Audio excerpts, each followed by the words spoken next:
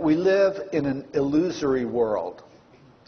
That is that and I believe this has been proven quite true through quantum physics, that this world that we live in, this 3D or 4D dimensional world that we experience through our limited senses, is an illusion. That in fact, when you get down to the quantum level, that's the subatomic level of reality, it doesn't behave in any way the way that the material reality behaves. And if you were to blow up an atom to the size of this building, there would be mostly just space. So we are made up of atoms and subatomic particles, electrons, and these electrons behave in ways that that nothing else that we know of behaves except the supernatural. We find ESP amongst electrons, and we find the most interesting thing that there is no separation at the subatomic level. Everything is one. There's no difference between one electron and another, and they're all encoded with the same information that would allow them to replicate the whole universe, it seems. This is theory, but this is good quantum theory. And this is exactly what mystics have been trying to tell us for so many years, that the world is an illusion and that the real world and universe is non-physical. And that's where we come from, and that's where we go. But most of us are totally unaware of where we came from, why we came here, what we're supposed to do while we're here, what's going to happen when we leave here, and what we're supposed to do when we get there. So we're really like blind people groping around with these feeble little senses to determine what reality is. And if you think about it, the eyes can see a very limited spectrum of light. The ears can hear very, very limited spectrum of sound. Our taste is very practically worthless for determining the nature of reality. Touch is pretty, useless also.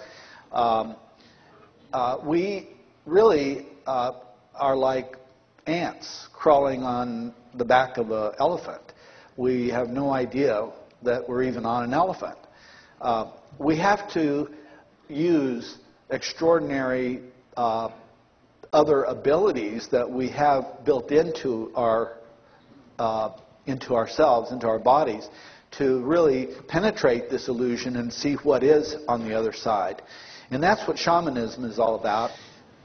The opening of the third eye is the way that shamans and psychics are able to transverse our reality and see through the illusion of the physical reality. The shamans are actually communicating with the consciousness of the DNA molecule.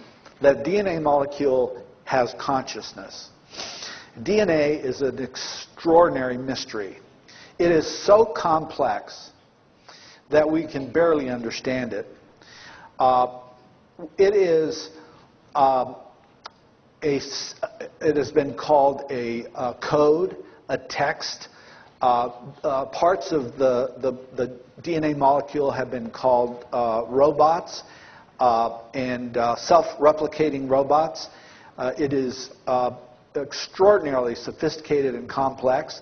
It operates on two different languages. The DNA language, which has 4 letters, A, C, G, and T.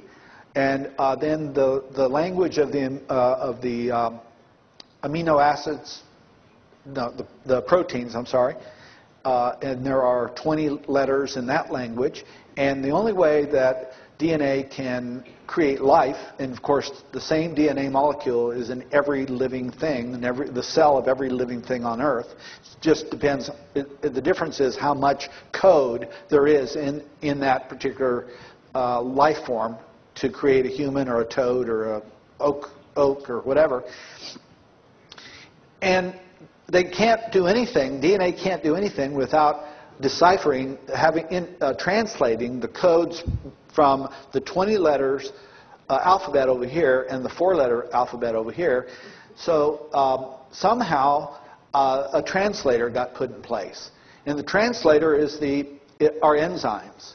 And without the enzymes, it wouldn't work at all because the two languages can't communicate with each other. So we have two sets of languages. We have the translator mechanism, and that is how this DNA is able to work.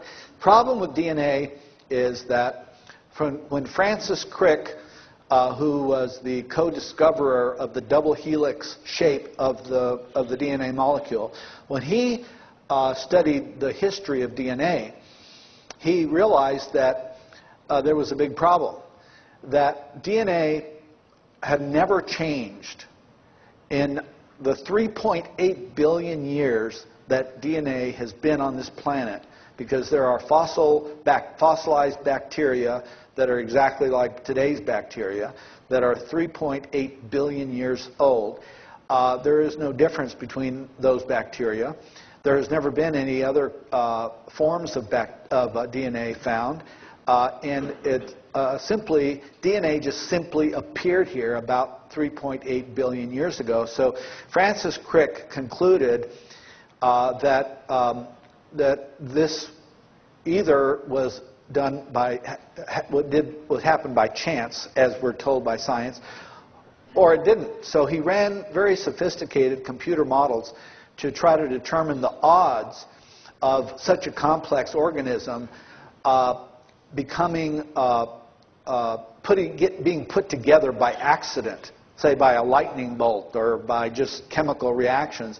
And he discovered that the odds of that happening were greater than the number of all the atoms in the universe. So he concluded wisely that we could rule out DNA as being an accidental thing.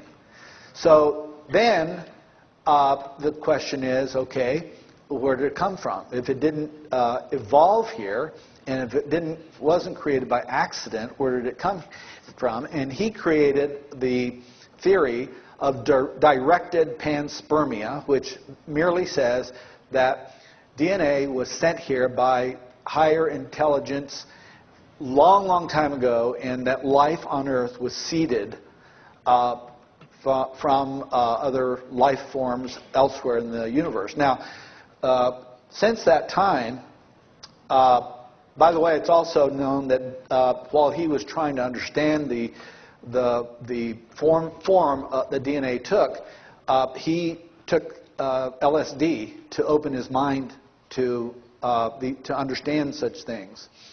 So he was also exploring in shamanic ways.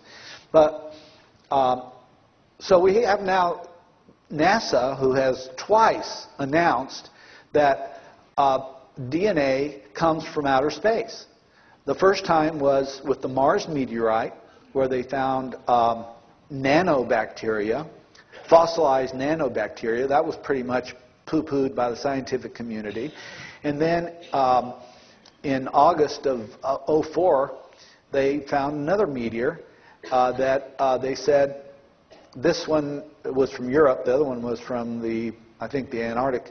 And they found the same thing, but much more convincing, fossilized bacteria, and made another big press conference saying that they found fossilized bacteria on another meteor, but this one they don't know where it came from. God knows it could have been flying through space for 1 billion years. So we do know that DNA exists, and the bacteria that they found is exactly like the bacteria that you find here on Earth, with the exception that it has different isotopic readings that you do not find on Earth. So definitely alien DNA. NASA is telling this. Dr. Francis Crick, Nobel laureate, told us this in his book, Life Itself. You know, I think it's about time that we recognize that where our origins are from, and they're not from here, we're all from out there someplace. And if DNA exists elsewhere, then there is definitely some form of life out there waiting for us to discover, except that I think they discovered us first.